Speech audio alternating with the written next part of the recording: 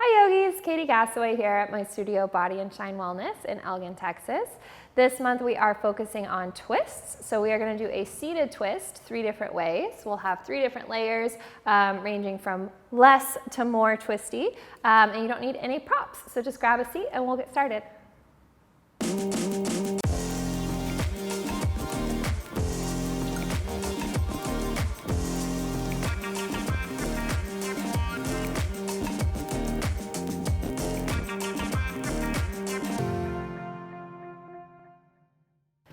All right, so this twist is sometimes called half Lord of the Fishes. It has a lot of names. I usually end up calling it half Lord of the Flies when I'm in class teaching, which isn't correct at all, but for some reason it's what always comes out. So I'm gonna start with like our base layer, and then we'll move to like a little bit less twisty if that's like too much, and then we'll do a little bit more twisty if you wanna get more twisty. So the base layer, you're gonna start by tucking, in this case, our right leg, but you're gonna do it on both sides, so it doesn't matter. Your right leg towards your left hip, and then you're gonna go up and over with your your left leg. So coming over your right thigh.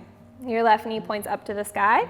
Both hips are securely on the ground, so you don't wanna be leaning so much that you're resting on this right hip a lot more, or this right leg. If this is what's already happening, because your hips are tight, doesn't mean you're not twisty, we'll wanna do the less twisty option, so the second option I offer. So just hang tight for a second or fast forward. But both hips on the ground, so you got this nice steady base. And having your hips really firmly grounded is gonna help you from over twisting or putting too much pressure on your spine if you're like leaning too much to one side. So once you've got your base nice and firm, you're gonna plant your left hand, in this case behind you, reach your right arm up, stretch tall, and then as you're ready, starting to twist across, either taking your tricep or your elbow across your thigh or your quad, sitting up tall, twisting from your chest, your sternum, your shoulders first. Again, rather than leaning into those hips or getting off balance there. If you want to stretch your neck a little bit, you can peek around behind you. If you have shoulder issues or it just feels like it jams a little bit, you could always use your hand instead, either on your thigh or on your calf, to get that little bit of assistance as you deepen your twist.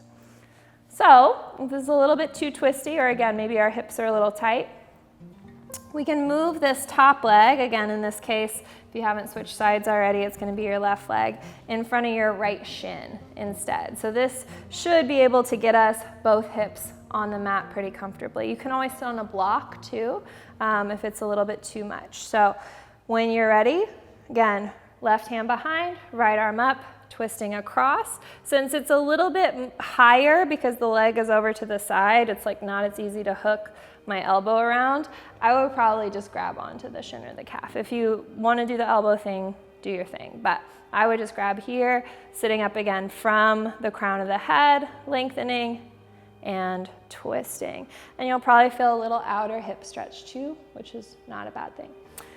So that's like going a little less twisty. If you're feeling like that first option was really good and you're ready to go a little deeper, you can go a little deeper. I'm gonna turn so that you can see what's happening a little bit better. So let's say we're back in that first option where my leg is on top of my thigh rather than my shin. I'm gonna twist around. I'm gonna take several breaths here where I feel comfortable, and then you can start to thread your hand through the center of your legs here. Take your other hand behind and find this bind. Again, make sure we're not losing the connection to the hips, both hips firmly on the ground. And then again, if you want to stretch the neck, you just start to peek around a little behind you. If you have this bind pretty comfortably, if you're holding your hands, think about almost leaning your low back kind of against your forearm, your left forearm in this case.